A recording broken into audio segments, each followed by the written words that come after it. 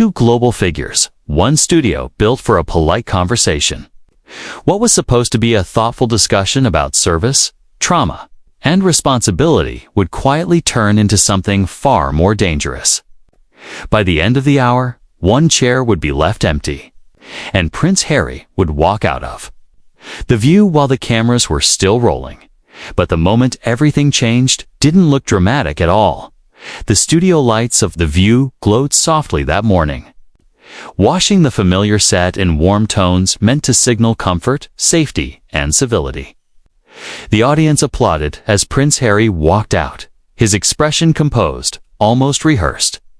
He wore a tailored navy suit, open collar, no tie, carefully casual, approachable, modern, unroyal. He nodded to the crowd, offered a polite smile to Whoopi Goldberg, and took his seat. A few moments later, Angelina Jolie entered from the opposite side of the stage. The applause changed, not louder, different, slower, heavier, respect mixed with curiosity. She wore black, simple and unadorned, her posture calm, her expression neutral. She didn't scan the audience. She didn't smile for the cameras. She acknowledged the hosts, sat down, folded her hands loosely in her lap, and waited from the outside. It looked like a normal episode. Inside the room, the air felt tighter than usual. Whoopi opened the segment with her usual warmth. "We're honored to have two people here today who've dedicated their lives to causes bigger than themselves." Harry inclined his head slightly, appreciative. Angelina gave a small nod, saying nothing. The first 10 minutes passed smoothly. Harry spoke about mental health advocacy, about redefining masculinity, about stepping away from institutions that no longer aligned with his values. His voice was steady, practiced. He'd told versions of this story many times before. Angelina listened, not passively, not dismissively. She listened the way people do when they're measuring something. When it was her turn, she spoke quietly about refugee camps, about families displaced by war, about children who no longer remembered what home meant. Her words were simple, unembellished. She didn't frame herself as a hero. She framed the work as unfinished. The audience leaned in. Joy Behar smiled, sensing a productive contrast. "It's fascinating," she said, "how advocacy can take so many forms." Harry picked up on that immediately. "Yes," he said lightly. "And I think what matters most is using your platform. If you have a voice and you don't use it loudly, what's the point?" Angelina didn't respond right away. She shifted slightly in her chair, eyes still forward. Then she said calmly, "Sometimes the loudest work happens where there is no platform." It wasn't an argument. It wasn't even a disagreement. But something in the room shifted. Harry smiled, but it didn't quite land. "Well," he replied, "some of us don't get the luxury of working in silence." Whoopi glanced between them, sensing the edge, but letting it pass. The conversation continued carefully. Harry spoke about scrutiny, about growing up watched, about the pressure of expectation. He described walking away as an act of courage, of self-preservation. Angelina listened again. Then she asked a question not directly to Harry, but to the room. "Do you think," she said softly, "that choosing visibility is the same as being forced into it?" Harry turned toward her, eyebrows lifting just slightly. "I don't think I chose visibility," he said. "It was assigned to me." Angelina met his gaze. "And yet," she said, "you still choose how you use it." The audience murmured. Harry leaned back, crossing one leg over the other.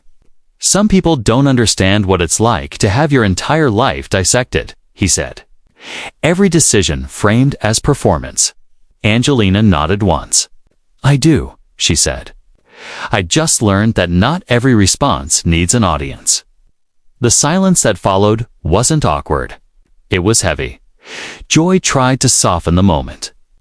"Well, clearly both of you have had very different paths," Harry cut in, still smiling. "Different paths, sure. But I think there's a tendency to romanticize suffering when it looks noble from a distance." Angelina's expression didn't change. She didn't interrupt. She didn't defend herself. She simply said, "Suffering doesn't need romance. It needs responsibility." That was the first crack. Not visible yet, but irreversible. The cameras kept rolling. The audience stayed seated. And no one, not even Prince Harry, realized that the rules of the conversation had just changed. By the time the first commercial break ended, the studio felt different. Not louder. Not chaotic. Just watchful. Prince Harry sat forward now, elbows lightly resting on his knees. The relaxed posture from earlier had disappeared. Angelina Jolie remained still, her composure unchanged. As if the tension belonged to the room, not to her. Whoopi cleared her throat. "All right, let's keep this moving," she said carefully. "We're talking about advocacy, responsibility, and accountability." Harry interjected smoothly. Angelina glanced toward him. "That's an interesting word," she said. "Who do you think it applies to?" The audience reacted instantly. A ripple of low murmurs moved through the seats. Harry smiled. But there was something sharper behind it now. It applies to anyone who benefits from a system while criticizing it. He replied. Some people spend decades inside power structures and then pretend they're above them. Angelina didn't bristle. She waited. "Then I don't pretend to be above anything," she said. "I step away when I no longer need to be seen." That landed harder than applause ever could. Joy Behar leaned forward. "Harry," she asked cautiously, "do you feel misunderstood by people who've chosen a quieter approach?" Harry exhaled, almost laughing. "Quiet doesn't mean pure," he said. "And silence doesn't automatically equal wisdom." Angelina finally turned fully toward him. "Neither does visibility," she replied. "Or repetition." The word hung there. Repetition. Harry's jaw tightened just slightly. "I repeat my story because people don't listen," he said. "Because institutions bury truth unless it's forced into the open." Angelina's response was immediate but measured. "Or because some truths don't change," she said, "no matter how often they're told." The audience went silent. Whoopi shifted in her chair. "Let's talk about service," she suggested quickly. "Service without accountability is just charity theater." Harry interrupted. This time, Angelina didn't wait. "That's interesting," she said softly. "Because from where I stand, service that never leaves the microphone is performance." A collective gasp swept the room. Harry straightened, eyes narrowing. "So now you're questioning my motives." Angelina met his gaze without blinking. "No," she said. "I'm questioning outcomes." Joy whispered, barely audible.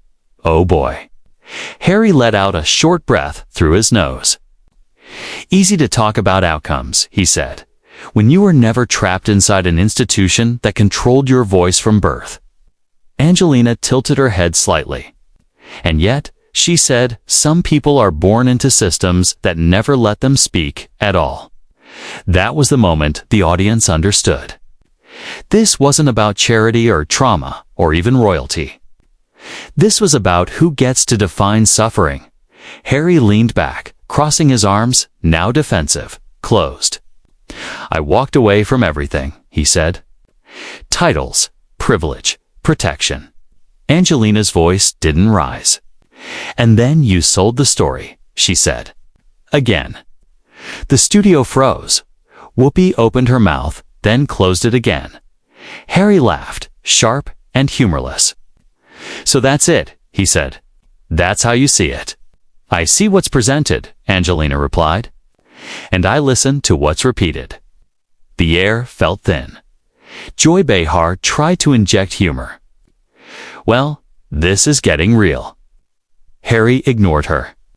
"You think you're above this," he said to Angelina. "Above scrutiny." "Above criticism," Angelina shook her head once. "No," she said. "I just don't confuse scrutiny with purpose." That sentence cut deep. Harry leaned forward again, voice tightening. You know what's exhausting? He asked. Being told your pain is branding. That your fight is a performance. Angelina didn't flinch.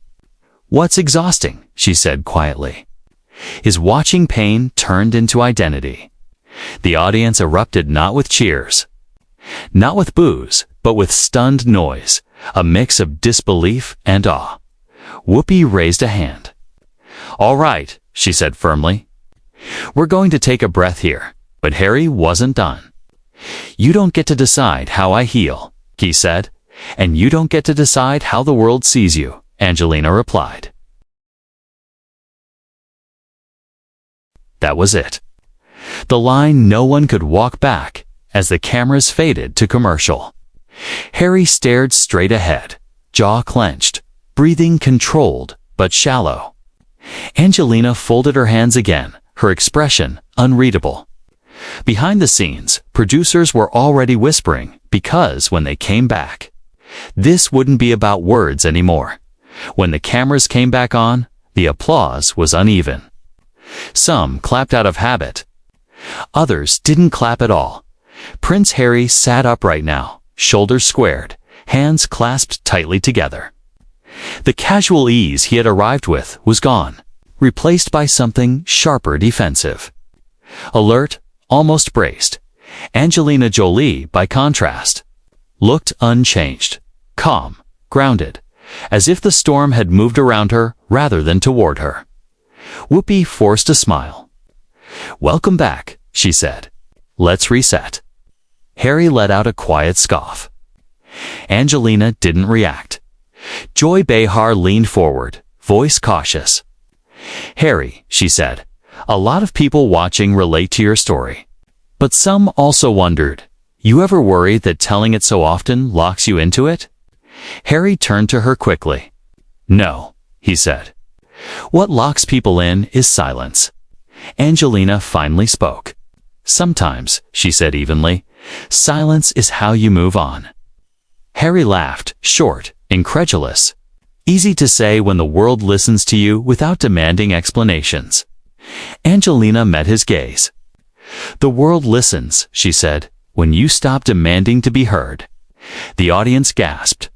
Harry leaned forward, voice rising for the first time. So now, I'm demanding. No, Angelina replied. You're insisting? Whoopi raised her hands. All right, but Harry was already in motion. You don't get it, he said, eyes locked on Angelina. You were admired, protected, celebrated. I was dissected. Angelina nodded slowly. And yet, she said, I didn't make it my shield. That hit harder than anything before. Harry's face flushed. You're implying I hide behind my pain. I'm saying, Angelina replied carefully. That pain can become armor or it can become baggage. The room went still. Joy Behar whispered, Oh. Wow. Without realizing his mic was live, Harry stood up halfway, then sat back down again. A tell, a loss of control. You think I wanted this? He snapped. You think I enjoy reliving it? Angelina's voice softened, but only slightly. I think you've built a life around it, she said. And I don't think you know who you are without it. The audience reaction was immediate and visceral. Some clapped. Some groaned. Some stared in disbelief. Whoopi's expression hardened. Angelina, she warned gently. Angelina didn't look at her. Harry stood up fully this time. His chair scraped loudly against the floor.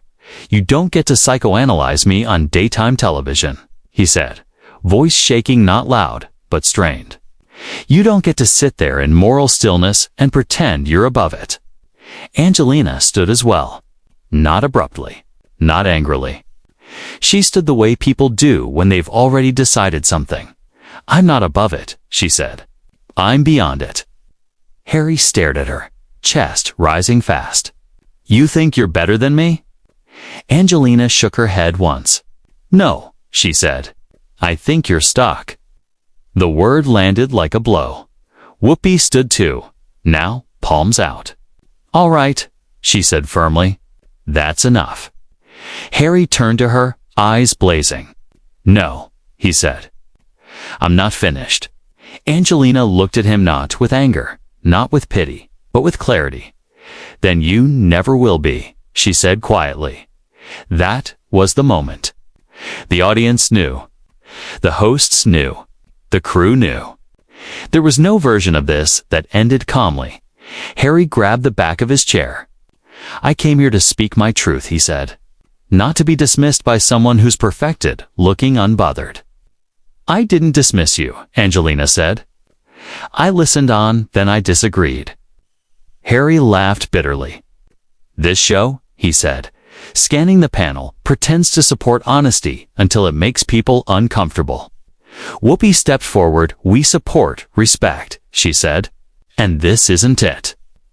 Harry turned back to Angelina one last time. You win, he said sarcastically. You always do quietly from your pedestal. Angelina replied with the calmest words she'd spoken all day. There is no pedestal, she said. Just distance. Harry froze, then nodded once. Right, he said. I'm done. He picked up his microphone, unclipped it, and let it drop onto the table with a dull thud. The sound echoed as he turned toward the exit. The audience erupted not in applause, not in boos, but in stunned noise. Angelina remained standing. She didn't follow him with her eyes. She didn't say another word, and as Prince Harry disappeared behind the curtain, the question wasn't why he left. It was how he hadn't seen this coming. The curtain didn't slam shut behind him. It closed softly. That was a detail people would miss in the replace the absence of drama in his exit. No storming footsteps. No final glare at the camera. Just a man walking away from a conversation he could no longer control. The studio remained frozen. Angelina, Jolie stood exactly where she had been, hands resting lightly at her sides. She didn't turn toward the exit. She didn't watch him go. It was as if she understood something instinctively. Looking back would only pull the moment forward again. Whoopi Goldberg exhaled slowly, her composure hardening into something resolute. All right, she said, her voice calm but unmistakably firm. We're going to pause here. The audience didn't applaud. They didn't boo. They waited. Joy Behar leaned back in her chair, eyes wide, whispering something off mic that didn't make it to air. Sarah N. stared down at the table, fingers interlaced tightly as if grounding herself. Angelina finally sat. The chair made no sound. Whoopi turned toward her, choosing her words carefully. Angelina, she said. Thank you for staying. Angelina nodded once. Conversation matters, she replied, even when it's uncomfortable. Whoopi looked into the camera now not as a moderator, but as a guardian of the space. We invite guests here to speak freely, she said. But we also expect respect for each other, for this room, and for the people watching. The weight of that statement settled quickly. Angelina remained silent. That silence said more than anything she could have added. Behind the cameras, producers were already making calls. Clips were being cued. Social feeds were lighting up. Words like walkout, meltdown, exposed appeared faster than anyone could track. But in the studio, the moment was quieter. Whoopi offered a small nod to Angelina. We'll take a break, she said. The cameras cut. When they came back, Prince Harry did not return. Angelina sat alone at the table now, the empty chair beside her impossible to ignore. The absence felt deliberate, almost instructive. Joy finally broke the silence. Well, she said softly, that was something. Angelina didn't smile. Conflict doesn't scare me, she said. Avoiding it does. Whoopi watched her for a long moment. And walking away? She asked. Angelina met her gaze. Walking away can be power, she said. Or it can be surrender. The difference is whether you've said what needed to be said. The audience absorbed that quietly. Later that evening, headlines would argue over who was right and who was wrong. Some would defend Harry, calling the moment unfair, provocative, unnecessary.